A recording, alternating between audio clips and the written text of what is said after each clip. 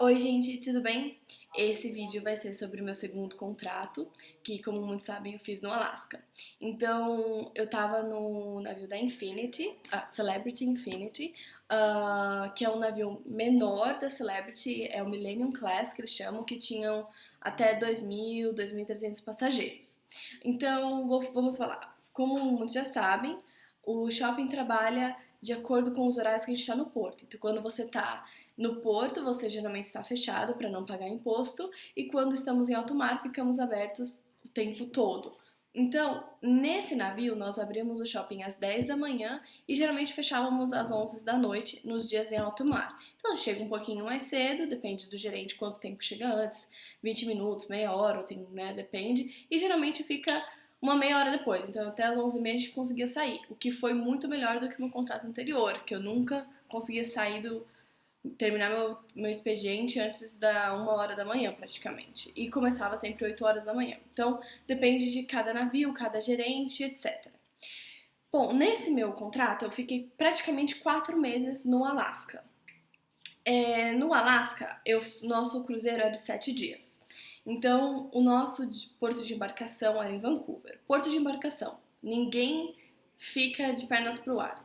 Praticamente todo mundo trabalha muito. A gente está recebendo mercadoria, a cozinha está recebendo mantimentos, tem passageiro indo embora às 8 horas da manhã, tem passageiro chegando às 11 horas da manhã, todo mundo tem que arrumar quarto, preparar. Então, assim, é um dia bem corrido para todo mundo, geralmente. Tem alguns departamentos que são mais sortudos e eles conseguem sair, passear e tal. O shopping a gente também às vezes se consegue terminar com um delivery rápido, dá pra sair por umas 2 horas. Isso depende. E também tem o drill, que acontece mais ou menos às 3 horas da tarde, que é o treinamento para caso de emergência, que passageiros e tripulantes são obrigatórios estar nesse drill. E aí depois a gente abre o shopping, que é quando o navio já está navegando, né?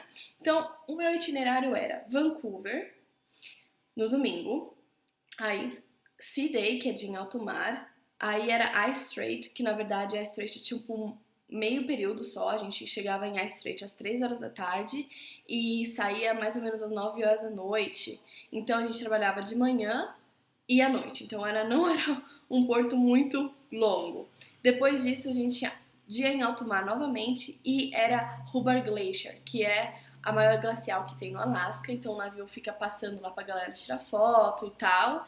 E a gente fazia uma deck sail, que é montar, sei lá, não sei explicar, não é uma feira, mas montar um monte de mesa com mercadoria, algo especial do Alasca, no deck 10, que é o deck que ficava todo mundo para tirar foto. Então a gente começava essa sale às 8 horas da manhã, só que como a gente tinha que trazer a mercadoria lá do estoque, a gente geralmente iniciava antes das 7 da manhã para ter tudo pronto às 8. E era o dia inteiro de trabalho, era o dia mais cansativo que eu tinha. Mesmo que o horário de break, de intervalo, eles davam mais longo pra gente, mas mesmo assim era muito cansativo. Depois desse Sea Day que fazia a Hubbard Glacier, a gente ia para Juno. Juno é o porto mais longo que a gente tinha. Chegava de manhã, então a gente nem abria, e ficava até tarde. Então acho que a gente abriu o shopping umas 8 horas da noite. Então era o dia mais longo e para praticamente todos os apartamentos tinham mais folga nesse horário, né? Quase todos os tripulantes tinham mais tempo de folga para sair nesse horário, porque tava a maioria dos passageiros lá fora, é o porto com mais passeios para fazer de helicóptero, para ver os huskies, e muito bonitinho. E, enfim, e é o porto com mais coisas para fazer, é a maior cidade. E aí depois de Juno a gente tinha Ketchikan, que também é meio porto, a gente chegava em Ketchikan, sei lá, 3 horas da tarde quase, saía de lá 8 horas da noite. Então era um porto que a gente também abria de manhã e abria à noite. E aí depois de Ketchikan, dia em alto mar, Sea Day. E aí depois o embarcação. Então, esse itinerário que a gente teve no Alasca, que é no navio da Infinity, é um dos itinerários mais difíceis da temporada do Alasca, porque tem outros navios que fazem Alasca, mas eles fazem um itinerário um pouco mais longo ou com mais portos. A gente não, a gente tinha um porto do dia inteiro e 2 meio portos e o resto era tipo dia em alto mar. Então era muito cansativo esse itinerário, para todo mundo tava bem cansado no final da temporada.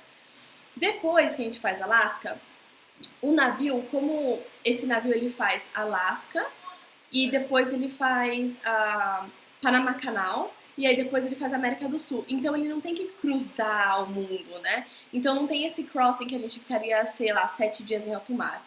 Ele vai descendo pela costa americana. Então do Alasca a gente desceu em alguns portos do Canadá, Vitória e outras cidades que eu não lembro o nome, que eu sou péssima pra isso.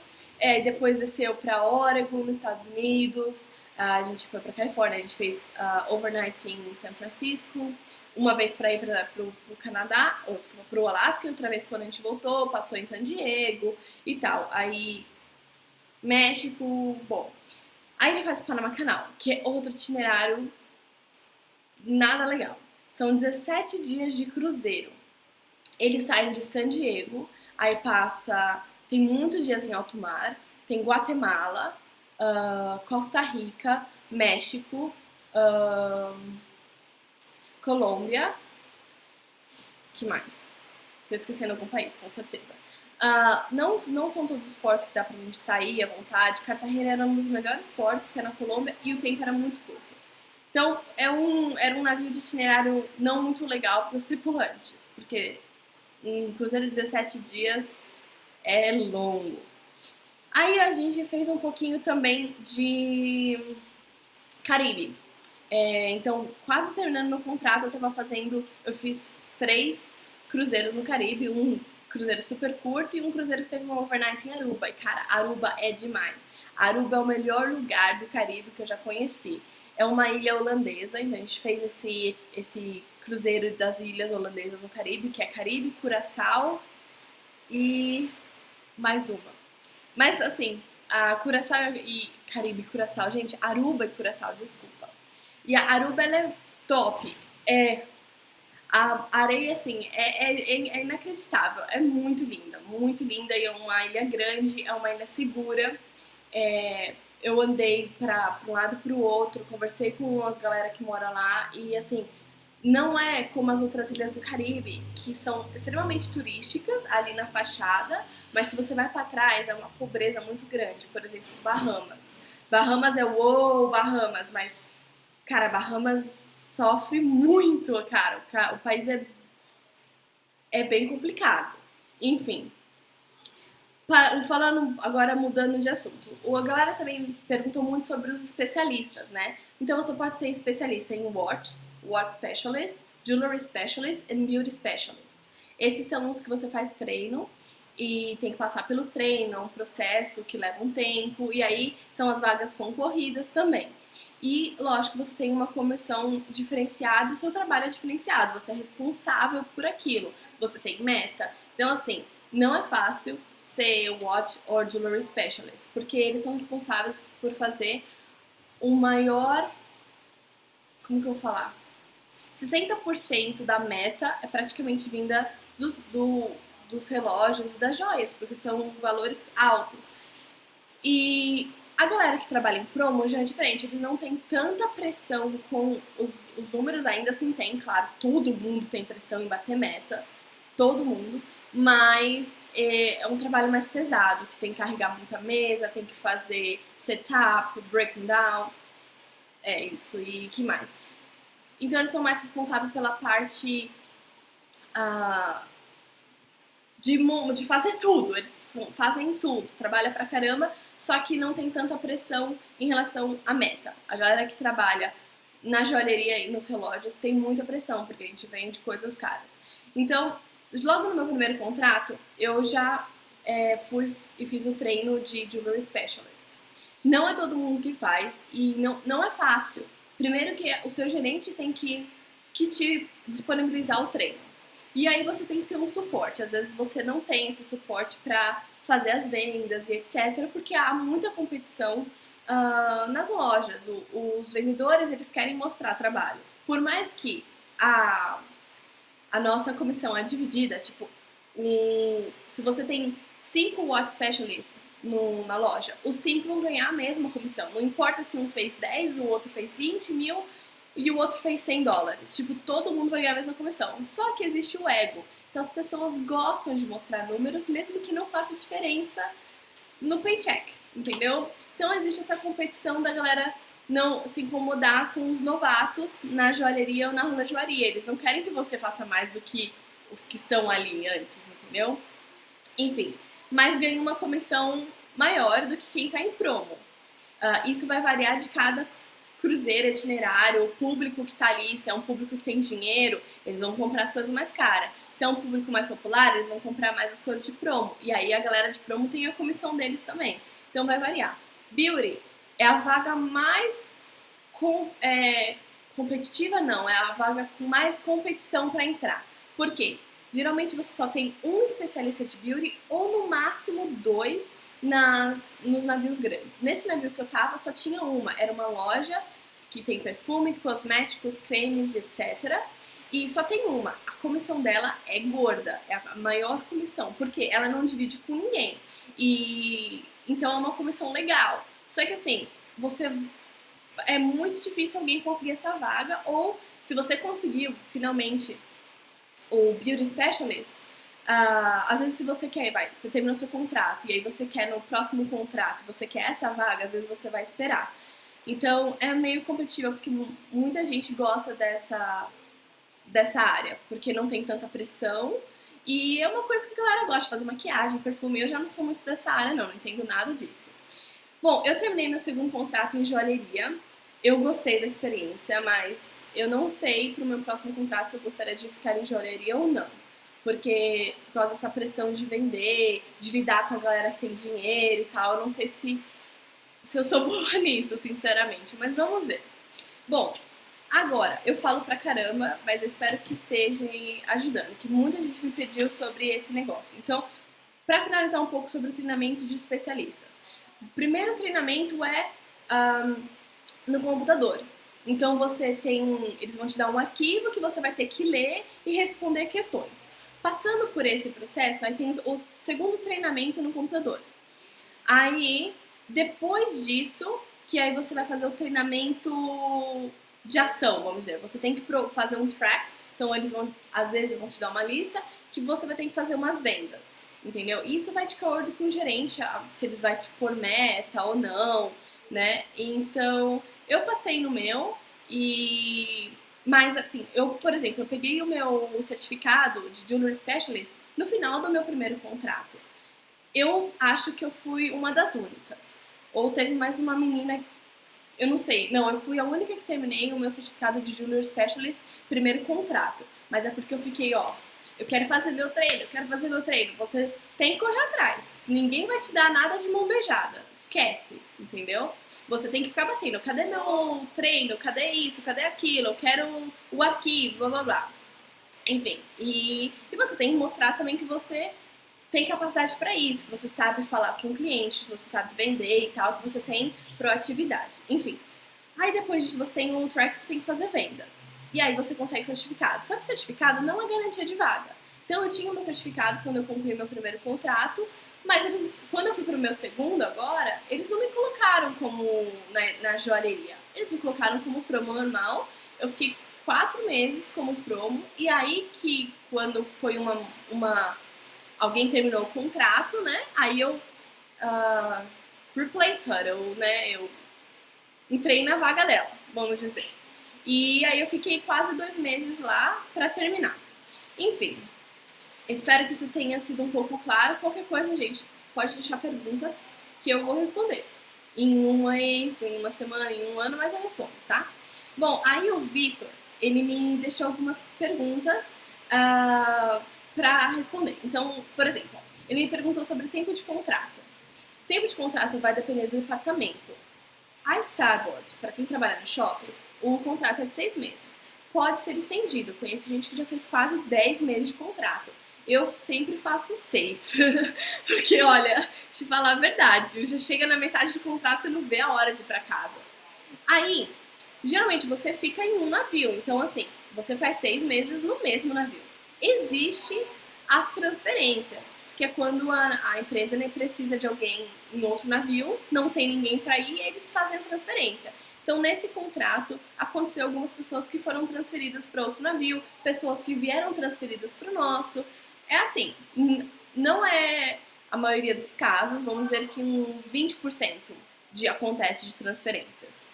E aí, os contratos de outros departamentos são diferentes. Tem contratos que é 7 meses, na cozinha eu acho que chega a ser a 9 meses, e é muito tempo, acredite, muito tempo. Os melhores contratos são aqueles de 4 meses, são os melhores, sério. Aí as rotas e itinerários. Então, ele me perguntou assim se eu mudo no cruzeiro de navio quando muda de itinerário. Não, o navio ele nunca fica um ano inteiro em um lugar, raramente, porque ele segue o verão. Então, se o verão tá no norte, que é Europa, Estados Unidos, Alasca e tal, eles vão pro norte. Quando começa o inverno pra lá, eles descem pro hemisfério sul. Aí vem pro Caribe, vem pra América do Sul, Austrália. E agora eles estão começando a fazer a Ásia. Que a Ásia também está sendo... A Ásia está, na verdade, sendo qualquer tempo do ano. Não sei exatamente qual é o tempo do ano que estão fazendo Ásia. Enfim, a Ásia é muito interessante, né? Então, o itinerário... Quando eles ficam numa temporada, isso foi outra pergunta, né? Se o itinerário vai mudando quando você está na temporada. Isso vai de navio para navio. Como eu falei, no Alasca, foram 4 meses o mesmo itinerário. Todos os portos, toda semana, a mesma coisa. É um saco. Já na Europa, o itinerário muda bastante, porque aí eles fazem, sei lá, 3 cruzeiros de Mediterrâneo, aí muda bastante, tem muito lugar pra ir. No Caribe, mais ou menos, sabe? Eles têm geralmente uns 2 itinerários que aí eles vão mesclando. No Caribe não muda muito itinerário. Quando um navio tá fazendo aquele itinerário, ele não fica fazendo 200 itinerários numa temporada. Geralmente no Caribe é mais mesma coisa também. E aí as relações com as pessoas. Então assim, as pessoas vão e vêm. Então você chega, tem gente que tá indo embora daqui 2 meses, tem gente que chegou com você, tem gente que é transferida, tem gente que tem imprevisto em casa, imprevisto em casa, desculpa. Então assim, a sua equipe vai mudar muito, seu gerente muda, eu tive 1, 2, 3, 4, eu tive uns 4 ou 5 gerentes nesse contrato, então muda bastante. O funcionamento, sim, você faz amigos. Eu tive, por exemplo, a minha roommate era a minha melhor amiga, assim, eu tive muita sorte com ela. E aí você faz uns amigos, sim, isso vai de pessoa para pessoa. Eu sou expansiva, mas ao mesmo tempo não confio tanto. Não sei dizer, mas eu vejo gente que assim, tem amigos em tudo quanto é lugar, tá sempre saindo com todo mundo. Então varia disso para pessoa, mas assim, muda o tempo todo as galera. Tem uma temporada, sempre tem um grande grupo que entra uma temporada, às vezes você vai continuar o contrato inteiro com esse pessoal, mas vai mudar sempre, por causa que tem imprevistos, etc. Diversão no navio. Essa é uma situação que também acho que depende de cada companhia. A Celebrity, ela não é conhecida pela diversão do tripulante, né? Nem dos passageiros, para falar bem a verdade. É uma companhia mais de luxo, eles falam, então não tem tanta balada, entretenimento, essas coisas. E pra nós também não, a gente tem o bar do tripulante, que é o crew bar, que é onde você pode fumar, e eu odeio, porque, tipo, muita fumaça, você sai de lá fedendo cigarro mesmo. Até quem fuma, às vezes, reclama disso. Porque é muita fumaça, porque as pessoas não podem fumar em qualquer lugar. Você não pode fumar na sua cabine, não pode fumar no navio, não pode fumar nos open decks com os passageiros e tal. Então, geralmente, ali é o único lugar que a galera pode ir fumar. E aí é onde toca música também. E tem o bar, etc. E aí, não tem muito o que fazer. Às vezes eles fazem umas festas, assim. Depende muito do navio, depende muito quem é o HR manager, que eles às vezes também... Então, depende quem tá lá. Mas assim, vou te falar, pra ser sincera, é um pouco tediosa a vida do tripulante dentro do navio. Às vezes você cansa, porque é o mesmo bar, são as mesmas músicas, as mesmas pessoas. Então não é que nem você sair aqui pra uma balada que você vai ver gente de fora, gente diferente. Você pode ir no bar da esquina, você pode ir no outro bar. Não, ali não tem muita opção, só tem um bar, no máximo 2, que é o fumante e o não fumante. E aí você fica meio cansado da rotina, porque é o mesmo horário de trabalho, vai. A gente começa às 6 horas da manhã. Eu ia me matar se eu começasse às 6 horas da manhã. Sério, é muito puxado. Tem gente que tem um trabalho mais puxado, sério. Snack Attendant é um trabalho puxado. Eu tive muitos amigos que tiveram e eu só conheço duas meninas que estavam nessa cargo, né, o Snack Attendant, e terminaram o contrato e estão voltando. Todos os outros que eu conheci uns outros quatro, desistiram do contrato. É bem complicado essa área de cozinha e ainda mais começar desses cargos que tem muita coisa para fazer. Os caras trabalham pra caramba. Bom, e a rotina de guest relations, né? Ele me pergunta a rotina da recepção. Eu não sei muito bem, eu tenho uns amigos que ficam. Geralmente eles têm bastante tempo off nos portos, porque quando os passageiros saem, né? Que o guest relations eles estão muito ocupados no alto mar, no dia de embarcação e tal. Mas eu vejo assim nos portos bastante guest relations e tal. Lógico, guest relations, né? A recepção tá sempre aberta, desculpa, 24 horas. Mas aí tem a escala, né? Eles colocam, sei lá, no horário que é de pico, vamos dizer, tá todo mundo lá, sei lá, 4 pessoas na recepção. No horário que já não é assim, fica uma pessoa e aí eles estão de folga. Então, não é tão ruim, você tem que ter paciência para reclamação. Eu acho que o maior desafio da galera que fica na recepção, nos guest relations, é lidar com reclamação, com frescura, com gente mimada às vezes, entendeu? Mas aí também eu não vejo uma galera que tá muito exausta. Eles aproveitam bastante. Guest relations, ó, os departamentos. Viu? Tá na hora de acabar o vídeo. Então, ó, vou falar os departamentos que eu vejo que aproveitam mais o negócio de sair o tempo livre. Shops, claro. Fotografia, a galera é muito animada, a galera é jovem. Eles trabalham nos portos, né? Mas ainda assim eles dão um jeito de aproveitar o porto e tal. Cassino, claro, porque eles têm a vida igual ao dos shops ou até melhor. Não preciso falar nem de entretenimento, a galera de música, dança e tal, eles são os que mais aproveitam. Guest Relations e Short Excursion, que é a galera de excursões, que também às vezes trabalham, às vezes não, eles sempre trabalham nos portos, mas ainda tem um tempo livre para sair. Então, eles sabem os melhores lugares para ir e sempre eles pegam excursões para fazer. Bom, é isso, o vídeo deu 22 minutos, me desculpa por falar tanto, é que eu demoro muito pra fazer vídeo e aí eu tento responder todas as perguntas e eu espero que vocês tenham gostado de verdade. E por favor, deixa comentários, tá? Não falem mal do meu inglês, por favor. Obrigada. Tchau!